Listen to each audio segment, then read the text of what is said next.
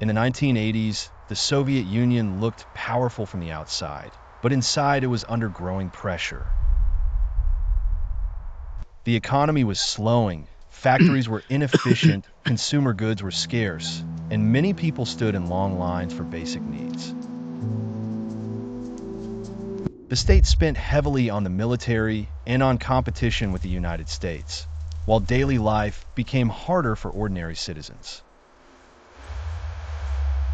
When Mikhail Gorbachev came to power in 1985, he tried to save the system instead of destroying it. He introduced perestroika, or restructuring, to reform the economy, and glasnost, or openness, to allow more discussion and criticism. These changes created hope, but they also weakened the old controls that had held the Union together for decades. As people gained more freedom to speak, long-suppressed problems came into the open. Newspapers reported failures that had once been hidden. Citizens began questioning official claims.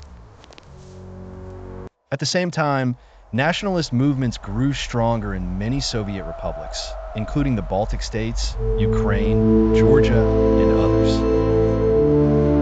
Many people no longer wanted to follow orders from Moscow. The Soviet system was also shaken by a series of crises. The war in Afghanistan drained money and morale. The Chernobyl disaster in 1986 damaged trust in the government because the authorities were slow to tell the truth about the accident. In the late 1980s, shortages worsened and the economy became even more unstable.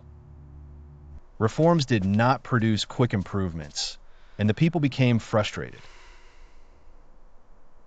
By 1990 and 1991, the Union was falling apart politically. Republics declared more independence. Power struggles grew inside the Soviet leadership. Some hardliners wanted to restore strict control, while reformers pushed for change. In August 1991, a group of officials tried a coup to stop Gorbachev's reforms.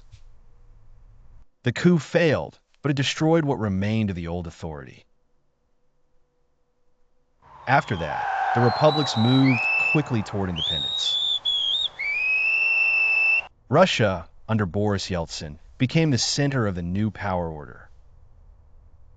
In December 1991, leaders of Russia, Ukraine, and Belarus signed an agreement declaring that the Soviet Union would cease to exist and would be replaced by the Commonwealth of Independent States.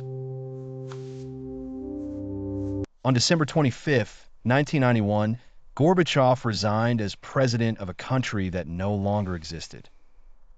The red Soviet flag was lowered over the Kremlin, and the era of the Soviet Union ended. The collapse was not caused by one single event. It was the result of deep economic weakness, political reform, loss of control, rising nationalism, and a failed attempt to hold the Union together. In the end, a superpower fell not in one dramatic moment, but through a chain of pressures that had been building for years.